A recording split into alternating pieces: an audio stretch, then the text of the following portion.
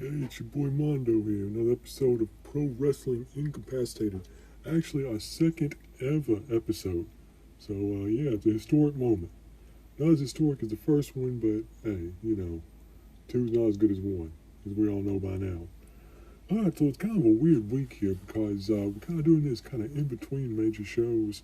By the time this goes up, we'll be a couple of days away from the Saturday night's main event coming up on NBC. And we're about a week and some change away from the Royal Rumble. So I kind of figure that's going to be the bulk of the broadcast today, talking about our expectations there. What we kind of think about is going to happen for this year's Rumble in Indianapolis. That's going to play into WrestleMania plans. So first things first, we're only a couple of days away from the Rumble itself. We're only I'm doing this on a Wednesday. So, it's like, 9-10 days away from the Rumble itself. And so far, we know one non-Rumble match has been booked. Now, it's Cody Rhodes taking on Kevin Owens. And they've had some good matches before. I'm not sure we've ever had a truly classic match against one another yet. But, they work pretty well together. It's a ladder match. Usually, WWE ladder matches, when they're not multi-man clusters, are usually pretty good. It should be a good match. Cody's going to win regardless. We already know that's going to be the outcome. Because, you'd be crazy for it not to be. But it should be a good match. But beyond that, it's going to be basically cobbling together the rest of the undercard, like, on a week's notice. Like, who knows what's going to happen? Who even knows what the rest of the matchups are going to be on this one? But that's kind of an aside, Nobody really cares about, the curtain jerker for the Royal Rumble. The important thing is, of course, the Royal Rumble itself. So, again, kind of abnormal here in the fact that we're not getting as much news about the participants in it this year as we do in years prior. It's especially bad with the Women's Royal Rumble because I think, as I'm recording this, there might be like 2 or 3 women who've officially declared out of 30. So, who knows if they end up filling that one up. They might be able to get some TNA people in, all these people on loan, a couple of, gimmick people coming in. I just don't know how you're going to do that with that quantity. A lot of NXT people, obviously, dial up for that one, but more concerning, I think, is the men's rumble because we don't have a full idea of exactly who's going to be in it. We do know we got some big names, though. You got your CM Punk, you got your Roman Reigns, you got your Drew McIntyre, you got your Seth Rollins, and, of course, you got your John Cena. Now, there could be some other people showing up. Will The Rock be involved? We don't know, possibly. AJ Styles going to be involved? We don't know, possibly. Is Joe Hendry going to show up? The new TNA champion? Probably, because that's going to get that pop. It's going to get a lot of social media views, so I'll have him in there. He's not going to win, obviously, but it's a good moment. Keep in mind, it is in Indianapolis. It's Pat McAfee. He played football there for a while, so you kind of figure he's going to be a surprise entrant. But beyond that, it's kind of different because we don't actually have like a clear-cut idea of who's going to win. It seems like in the last 2 years, it was obviously Cody with CM Punk plus playing spoiler last year. But this year, it's pretty wide open. You don't really need to have that decisive win for any one person here to get them involved in the title picture. But the way things are kind of looking, I think you're going to need someone who's going to end up challenging Gunther more than you have someone challenging Cody Rhodes. I think the Cody Rhodes thing is going to set itself up with basically whoever you get. Basically, maybe it's like an afterthought. Maybe not like the Royal Rumble winner, but like the last or second last guy eliminated. Lots of storylines you can pull off there. I think, realistically speaking, it's probably a lot safer to go with, John Cena versus Gunther. And I think John Cena versus Cody Rhodes could both be pretty good matches. I think there would be no denying that. Be really good marquee main events. But I also think you need some more star power. You got to have like one really big match for night 1 WrestleMania and one really, really big match for night 2. So I'm thinking more than likely we end up with sort of a triple main event here. And how they parse it up, I don't know. You might do one of these for night 1, one for night 2, and then one be the undercard for night 2. It's up in the air. I'm not in charge of booking it. They don't pay me to come up with ideas. Just a few suggestions. But from just the way the things have been shaken out, the thing that I think makes the most sense for the main event not to, you're going to be doing Cody Rhodes versus The Rock. I just think that's the one we kind of been leading up to. I mean, you got a big marquee name. You know, kind of been teasing their partnership. You got a shaky friendship going on for a while now. You know, you got The Rock being the face of the company, that old dude. You know, he can play the heel, saying he's got unfinished business. You know, Roman Reigns is kind of playing face, so you can't really book him there. But Cody and The Rock, I mean, that makes sense. You got a little bit of push and pull. Kind of guys with similar dynamics. Guys got a little bit of background. And guys that we know already can put on a good WrestleMania match together. I think that's the most logical course of actions. You get Rock in the main event. You make the Netflix people happy. You make the investors happy. You make the casual people happy. And it'll probably be in a good match on top of it. Now, from there, I also kind of alluded to this earlier. I think if you're going to have John Cena's last match, you got to have him a world title match. WrestleMania. And I put him in there against Gunther. I think Gunther, because number one, you got 3 months here of build-up. And Gunther, you know, he's turned into a really good talker. I mean, he can cut a really good promo, and I can just imagine him just going there and just tearing down John Cena. It's like saying, you're an old dude, you had your moment in the sun, now you look like a jacked-up Ernest, you're doing McDonald's commercials, nobody takes you seriously, you're a goof, you won the Royal Rumble by fluke or whatever. And it could just be really good stuff, a good program, and just kind of keep building up Gunther as like the high school bully. John Cena's that one dude who has like a microscopic chance of winning. You put him in there, and you can really make something great drama out of this. And maybe not as emotional as the Roman Reigns Cody Rhodes one from last year's WrestleMania, but it could be good stuff regardless. And of course, the other one is Roman Reigns taking on CM Punk. You got to do this. We teased it back in Survivor Series. We've been teasing it for 2 months now. That's just too good of a match. It's two guys that, you know, have different styles. They kind of represent different sides of the audience spectrum. Both guys who've been building it up. Both guys who can tell stories. Both guys who can do promos. Both guys who know how to do the sports entertainment style correctly. Can also do good in-ring product. Should be a great match. And I think if you look at that as your triple header for WrestleMania, Cody Rhodes versus The Rock, CM Punk and Roman Reigns, and Gunther and John Cena. Those 6 guys across 3 matches. That's going to be a hell of a WrestleMania, y'all. And that's not even looking at the undercard, all of the stuff we do there. But I'm sure that'll shake out later. But if I'm booking it, if I'm looking at the Royal Rumble that way, that's what I'm kind of leading to. Those are the 3 matches, those 6 individuals, and those 3 respective stories I'd expect to start seeing kind of intersecting, coming together. And I don't know who kind of needs the Royal Rumble victory the most. I think either The Rock or John Cena probably needs to kind of get them involved in that title picture to kind of set up the respective matches against Rhodes or Roman or whoever. Or not Roman, but Gunther. So I'm going to expect either John Cena or The Rock to win it. And of course, all those storylines come up from there. And hopefully it should be a good one. And I'm just interested to see what the rest of the undercard matches of the Rumble are going to be. I think the fact that we're not hearing much kind of lets you know they're not investing a whole lot of it. And they're going to be planning on doing some major stuff for the Rumbles themselves. And as far as the women's title picture in WWE right now, I mean, I'm not really interested. I mean, it's just nothing there is kind of making me jump out of my seat and say, wow, a lot of possibilities here. It's at a low point that it hasn't been in a while. I mean, Rhea Ripley's good. The Liv Morgan thing's kind of run its course. I mean, do you do Charlotte again? I don't know. But we'll see. Also, you kind of feel they're going to do like a breakup with Jade Cargill and, you know, what's her name?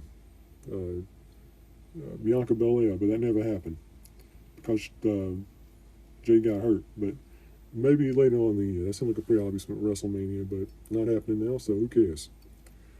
So, yeah, also the Rumble coming up. We also got the Saturday Night's main event coming up this weekend. Pretty unusual show. Don't run out on all the matches. Let's go with the 2 big ones. They're doing Gunther and Jey Uso, which I guess means Gunther's not going to be defending the title. I mean, Jey Uso's not going to win this one. I mean, if he does win this match in like a fluky, like, desperation, Vince Russo reach-around finish to set up a rematch of the Rumble, I mean, that's very uncharacteristic-like booking for the WWE in today's current market. But, you know, this possibly could happen, but I don't think it will. I think Gunther goes in there. It's a good match against Jey Uso, and he comes out dominant. He himself looked a little vulnerable but not that vulnerable. And of course, I think it's going to be the long range for John Cena. The other interesting match is Sheamus against Braun Breaker, and they had a really good three-way a couple of weeks back, or was it a couple of months back? I don't know. Time flies nowadays. And I'm curious about how it's going to play out, because Sheamus, we know, can perform a good match. We know Braun Breaker has his moments of brilliance. I still don't think he's there all the way yet. I think he's a very talented dude. He's got a lot of power. He's got a good look. He's got a dynamic. He's got crowd control. But his work is still a little iffy. You know, he can do some sluggish stuff. Some of his stuff looks a little messy. Sometimes he goes in there, he's not completing going through the follow through. You know, he still has some kinks to work out in his overall repertoire, in his movement and his style. So this is a good test to see if he can have a good one-on-one match against Sheamus without, you know, another person out there carrying the bulk of the work for him. I don't expect it to be a great match, but it could be good. I'm not 100% sold on Braun Breaker. I can see why other people might think he's going to be a huge megastar in the future, but I'll wait and see. I still think he's got some development to go. I think he's probably got another year or two before he becomes a really, really consummate main event picture guy, but it'll be an interesting match if nothing else. And of course, they're doing the Cody Rhodes and Kevin Owens contract signing. Expect some malarkey there, but should be two decent shows. I don't think you're going to be seeing anything going to be like a match of the year or anything like that, but it's there. And by the time we do our next episode, the Royal Rumble will be over. We'll be doing our recap show. It'll be fun and games for everybody. Now, elsewhere in the world of professional wrestling, we're in a kind of a weird sort of period here where we don't have a whole lot of stuff going on. The Royal Rumble, obviously, is one of those shows that kind of, you know, sucks up all the oxygen of everything else in the wrestling world. So not a lot of people doing counter shows, a couple of small indie promotions, a couple of TV specials, but nothing really like marquee that you'd say is like a Wrestle Kingdom or a WrestleMania type or a Double or Nothing or whatever. But let's bring it to AEW, because two interesting things happening lately. So AEW had this big Grand Slam event coming up in Australia, right? Well, now we're kind of hearing that they're kind of pulling back because they had a huge venue they're going to do it. Apparently ticket sales weren't that good, so they scaled back to a smaller arena. And then all of a sudden, they kind of had news coming out that this isn't going to be a pay-per-view after all. It's just going to be a regular TV special, and one that airs at like 2 in the morning, because, you know, the Australia time is like, I don't know, 4 weeks ahead of the US, which is a little concerning because they kind of tout this thing as being like a really huge, like, stadium level show. Like, they were going to do this thing in like the same stadium they do like UFC shows. So, I mean, obviously they thought it was going to be a really big seller and be a big, huge introduction to the market. It's going to be like almost kind of like Wembley. I mean, obviously not the same scale, not the same sort of audience attendance, but kind of comparable with that. Kind of open to that market. And apparently not. Apparently the ticket sales weren't there. And apparently the ticket sales even now are even less impressive. It doesn't look like they're going to go forward here and actually make this a premium live event or try to sell it as, you know, some sort of, you know, mega special thing you're going to pay $49.99 to watch in high definition, which not a good sign, obviously. And we're going to get that coming up early February. So, I mean, we're probably doing the build already. I know we already got a couple of matches announced for it. Not really sure what the main event will be. You know, it's in Australia. You kind of figure they might have, you know, Jay White doing something in the main event, just for his milk and cookies moment against John Moxley. Kenny Omega, who knows what they're doing with him. It seems like they were doing this thing where they're going to set up John Moxley against Darby Allin. There's going to be that big marquee match. There's going to be that Sting-Hogan moment, which I know is really, really sad when you think about the dynamics and metrics there. But Darby's been missing in action. Now we've got Edge coming back, renamed as Cope.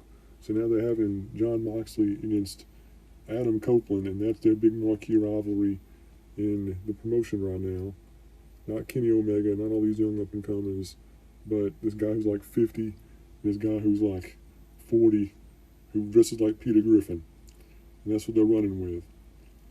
So, yeah, I mean, I'm not going to disparage AEW that much because, I don't know, I mean, everybody else does that. That's, it's kind of old hat, and I'm sure they'll do some more egregious anyway for me to make fun of. But the other thing I want to talk about is they're doing sort of an angle here with MJF and Jeff Jarrett. And I don't know if you watched it. There was a couple of weeks back on a random episode of AEW, Dynamite or Collision or whatever. And it was a truly turgid promo. It was one of the worst exchanges I've seen in a pro wrestling ring in a while. Well, basically, it was just MJF saying that Jarrett's wife's breast smells like Kurt Angle's genitals, and Jeff Jarrett kept doing like this long thing where he'd go like 3 minutes long just to make a joke about MJF's mom being a hoe. And there was a particularly uneasy moment where MJF basically said that Jeff Jarrett kind of owes his career to Owen Hart's death and milking that, which is a little odd because isn't Martha Hart involved with AEW and doing some sort of partnership with them?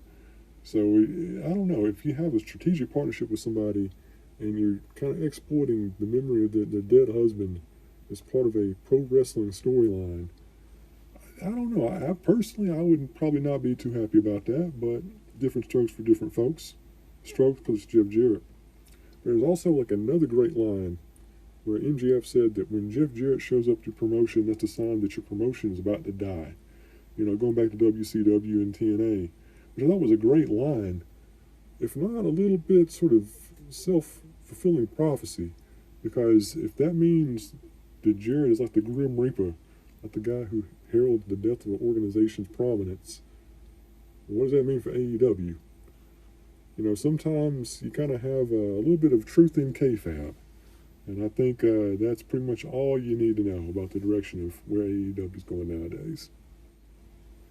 So another thing that kind of happened in January, not a whole lot to go into here because the details are a little vague, and I'm sure we'll kind of get some more information later on, but apparently TNA and the WWE have aligned for some sort of partnership. Now, to what extent that's going to be, like whether there's going to be actual money exchanged, or what that means is going to be exclusive deals with particular wrestlers, or going to be licensing agreements, I don't know.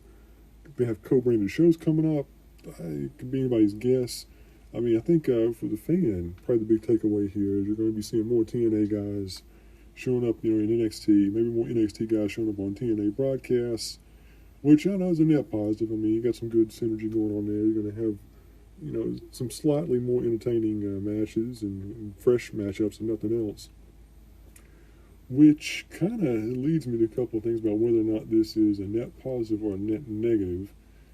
I think it's probably a net positive, but it's for different reasons than a lot of the IWC has been saying.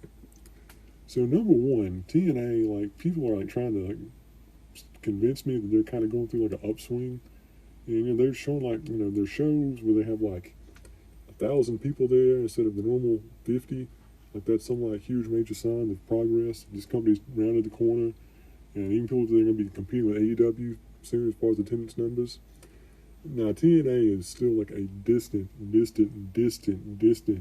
like third in the U.S. Like I'm not even sure I'd put it third. It might be fourth or fifth actually, if we're going by that. Like I don't even know what TV channel TNA comes on. I'm not being facetious. I really don't know. I mean, that's how far off the radar it is. I know they're doing pay-per-views or whatever. They're doing stuff on Firefly. Who cares? Whatever the streaming service is. I haven't watched any of them. I haven't watched a full TNA show since like 2010. I mean, it's so far off the radar of being prominent or relevant that basically they have to have like a really, really great match or a really, really terrible one for me to go out of my way to watch it. In TNA, I mean, it's don't act like this brimming with talent. I mean, you got a couple of good guys, you got some marketable guys, you got some guys who are memes, you got some guys who can get a lot of social media numbers.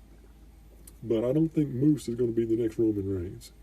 I don't think all these guys that are kind of promoting Nick Nemeth is not going to be, a John Cena or Stone Cold level kind of crossover multimedia talent. It's just not happening.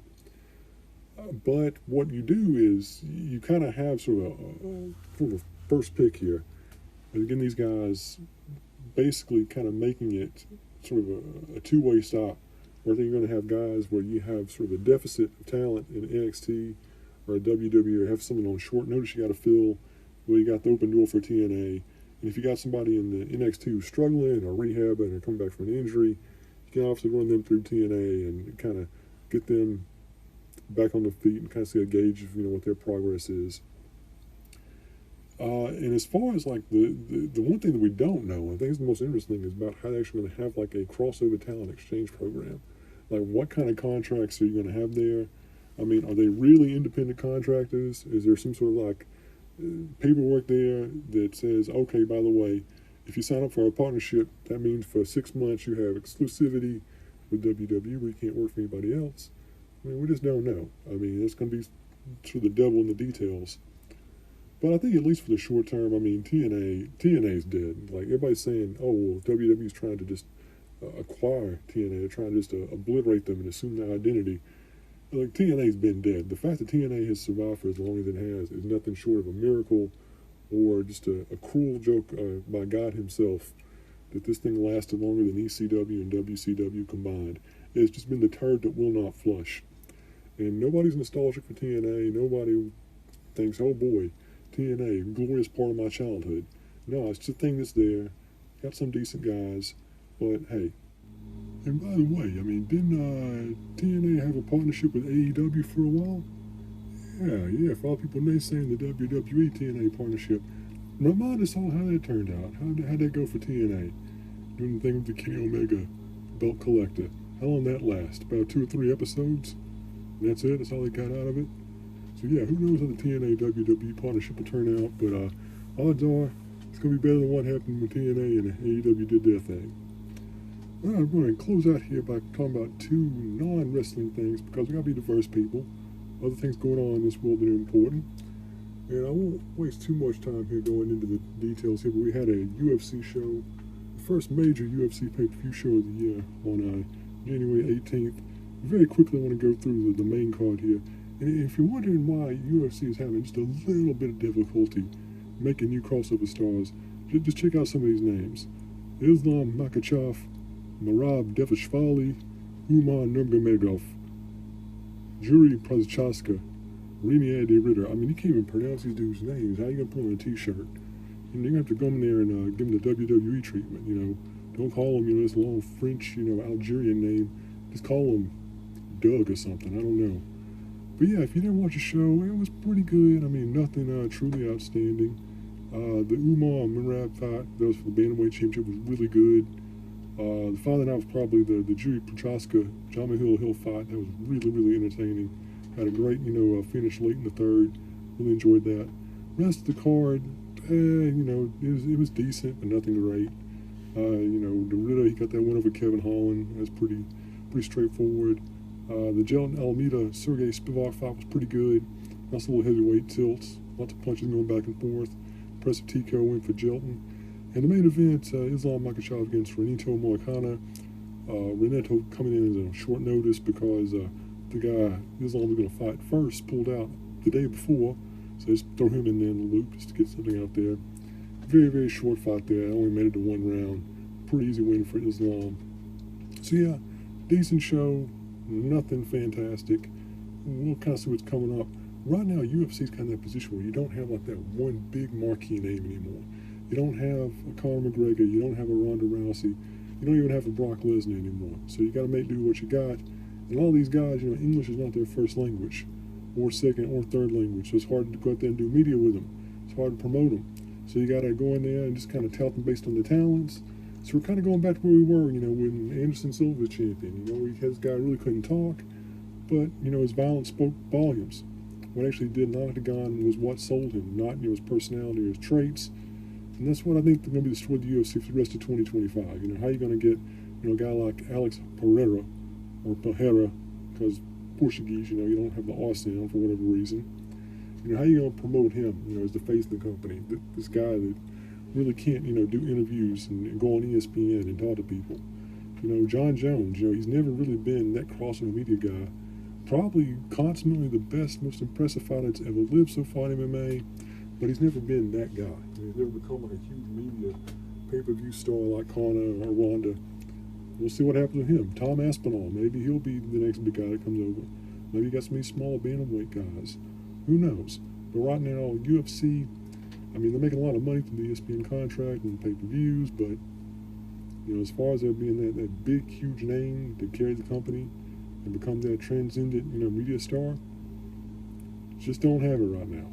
So I think it's going to be kind of the UFC's big uphill battle is who's going to be their next big guy.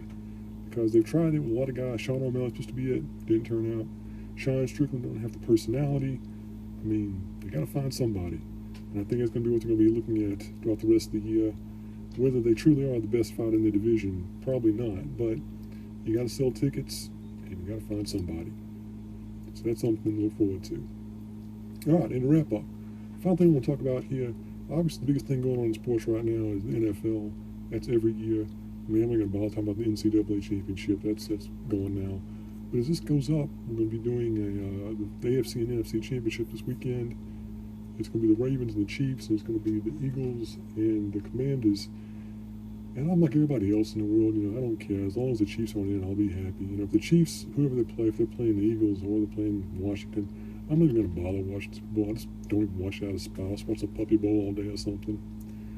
So, yeah, I mean, ideally, I'd like to see Buffalo and Washington. I mean, it'd be a really good matchup there. I mean, Jaden Daniels, kind of the story of the season here. Nobody really bought into him. Even when the playoffs started, he was still kind of underrated. But now we're starting to kind of say, oh, this guy might be a quarterback of the future. He might be the next big thing after all. He might be Lamar Jackson, except better, more accurate. So, you got that going on. Philadelphia, Jalen Hurts is a good quarterback, but Saquon Barkley, I mean, we saw what they did, against the Rams. I mean, they just lit them up, and they got a good running game. So anything can go there. Buffalo, you got Josh Allen, of course. He's the great white hope for the NFL. He's good. He's got legs on him. He can run in there. So it's become basically a quarterback-driven league, obviously. And I think it's going to come down to the presence as far as who you want to win and versus who you think is going to win. Now, Buffalo, they did beat Kansas City in the regular season. That great game, played the best game of the regular season all year long. But it's Kansas City. It's January. It's the playoffs. The referees, they do what the referees do. I think Kansas City's going to beat Buffalo. I don't want them to. I think it'll be a fairly close game like it always is. There'll be some happening in the fourth quarter, like in the last play where Buffalo gets screwed over again. And I think it'll probably be Philadelphia again. I don't know. I think they got a slightly better defense in Washington. You can put points on the board a little bit quicker. And we're going to have a rematch between Kansas City and Philadelphia in the Super Bowl. How we keep getting that with Kansas City and San Francisco, in Kansas City and Philadelphia. It means next year we're going to have Kansas City against Tampa Bay. Just follow the cycle. And, I'm not one of those people who says that the NFL is rigged. I'm not going to be that guy who goes full Alex Jones on that particular category. But simply the fact that there are so many people on Instagram and the Facebook and the Twitter and the YouTube, but the very first thing they say is it's rigged. All these games are rigged in favor of the Chiefs. The fact that that's such a common sort of perspective or opinion kind of lets you know the NFL has something of a problem. Maybe not officially, but at least as far as perception, as we all know, perception is reality. And people are sick of the Chiefs. Nobody's really buying Patrick Mahomes. He doesn't really appeal to any particular demographic. He's just a guy who comes off as insincere. Basically, the NFL is pushing him to the moon and back just because Taylor Swift's in the audience, and they're trying to get that female-driven revenue to get them to watch the game and spend money on tickets. And it's just it's not really about sports anymore. It's all about entertainment, which kind of reminds me of what other particular industry uses those terms interchangeably all the time. So yeah, those are my picks. Hopefully it'll be Buffalo and Washington. Even Buffalo and Philadelphia could be a pretty good game, but Kansas City's playing Super Bowl. I don't want to watch it. But if I had to put money on it, and I don't advise doing that, Kansas City and Philadelphia in the Super Bowl. Kansas City winning, obviously, on some cockamamie last second play. Alright, that's it for the second episode. A lot of stuff going on. I know we were kind of shaky, doing all sorts of things, jumping all over the place. Website is mondoinvasax at wordpress.com. Check it out, and I'll be seeing you, I don't know, sometime in February. Y'all take it easy.